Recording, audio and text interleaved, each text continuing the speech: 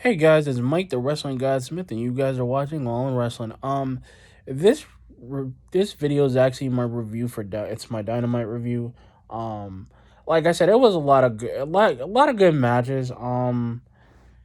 I did get. I'm glad that the acclaim and the guns are not over. I love the promo that they did. That they were saying that every story doesn't have a happy ending, and they're right. Every story doesn't have a happy ending. I'm glad that we got a promo segment between Mox and Hangman. I'm glad that the Dark Order is back, and I think that them and Hangman are actually having some sort of problem because it seems like they're about to it's like the partnership between them and Dark Order about to fizzle up. Because the fact that we literally got Evil Uno coming up in a brand new suit, he's got the purple suit on with the white mask, which I love, and you know what? Like if they decide to become more of a force and they decide to become a thing,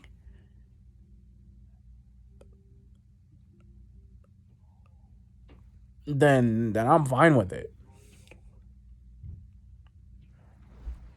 Like I was just happy to see like when they did the match with Preston Vance. Like Preston Vance has changed a lot, but he's not gonna be really taken serious with Lij. I just don't Lawson go Nobles. I don't really think he's gonna be taking with Roosh because they need a guy. They need like a third guy. I mean if Andrade was like the dude, if he were to recruited him when they were still kind of going in it with Hangman, he probably would have been it probably would have been a more of a successful heel turn because like here's the thing. Heel turns work and some heel turns don't. And Preston Vance is one of those dudes that I just don't believe. I like him, but he's not really he's like James Woods. I mean not James Woods. He's like Woods. I just don't like. I just don't believe him and Tony Nese. He, like literally, like the match was good. I mean, I'm glad I got to see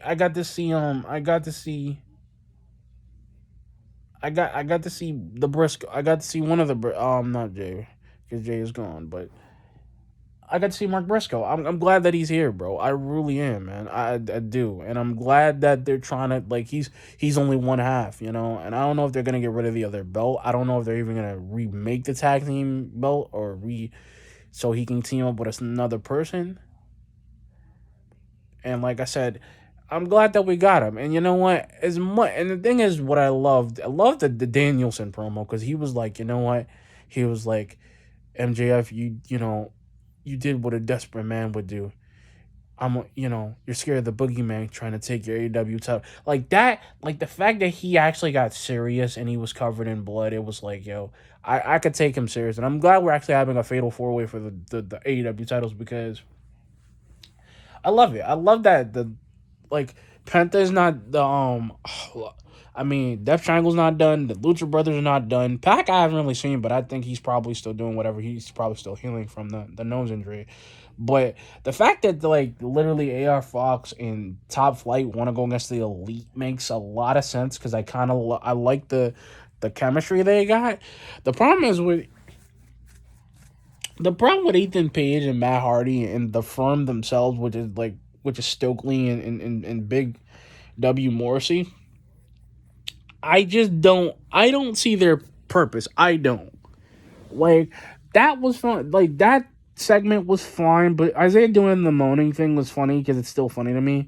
Like I said, the match, the three-way dance we got with Britt Baker and Ruby and Tony Storm was good, but Ruby won it clean. She was gonna win it clean anyway. Because the thing is, I don't know what they're trying to do, and this is the thing I don't understand I just don't understand with AEW at this point. Like, what are they doing with her and Saraya? Because like, I feel like because Hikaru we haven't seen, and I really want to know like if Hikaru and Ruby and Saraya want to be a thing, and I kind of see what they want to do at this point because they actually become a thing where they're actually a faction, like a four horsewoman thing where it actually pans out, where it actually works. It probably would, but then again, it's like I even love the interview we had with with Adam Cole, and I'm glad that he's really taking his mental his health into consideration. Like he's not rushing to get in the ring, but he does want to be back. And I'm like, you know what? There's so many new chapters for him, and I love the fact that him,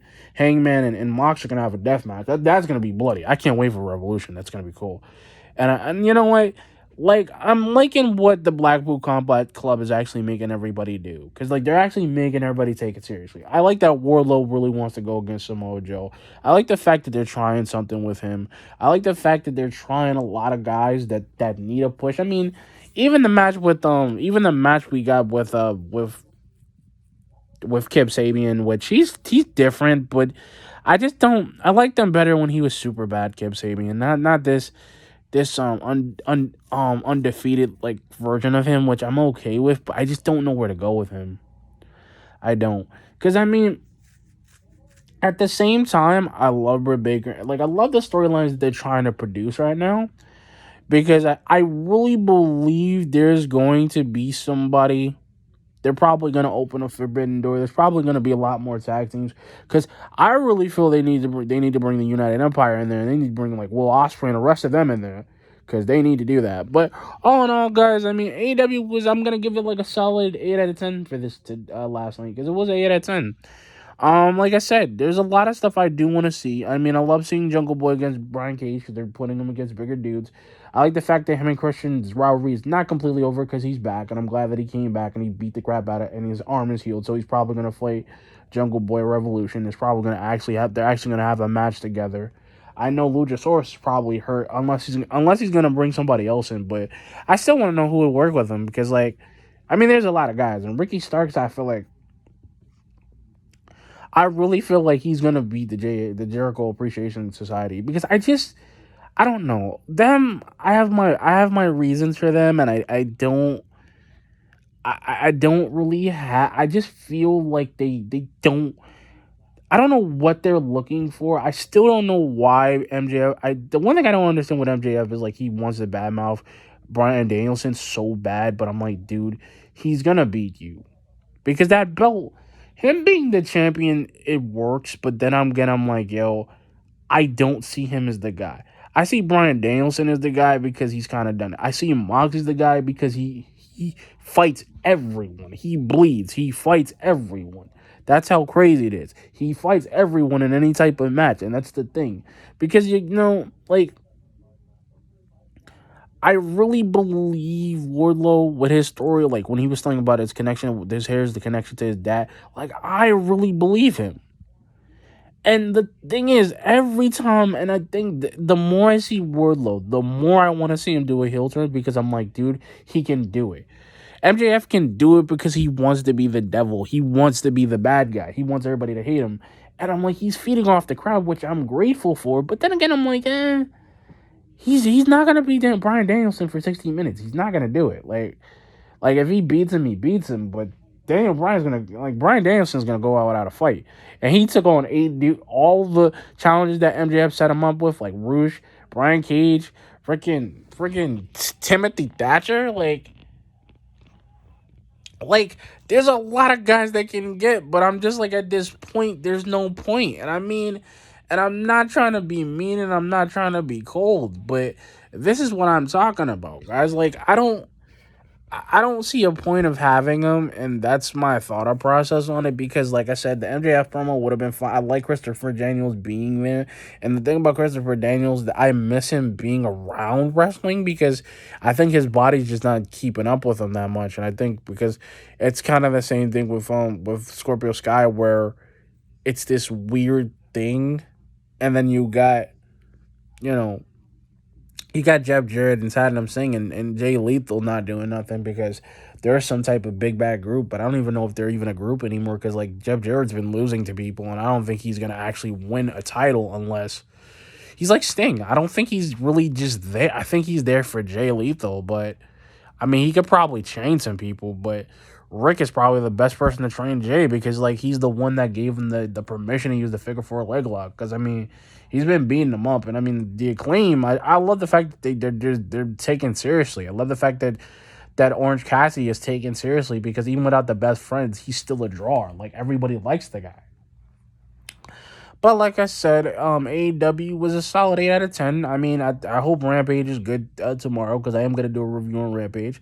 But anyway, guys, like, comment, subscribe. Peace.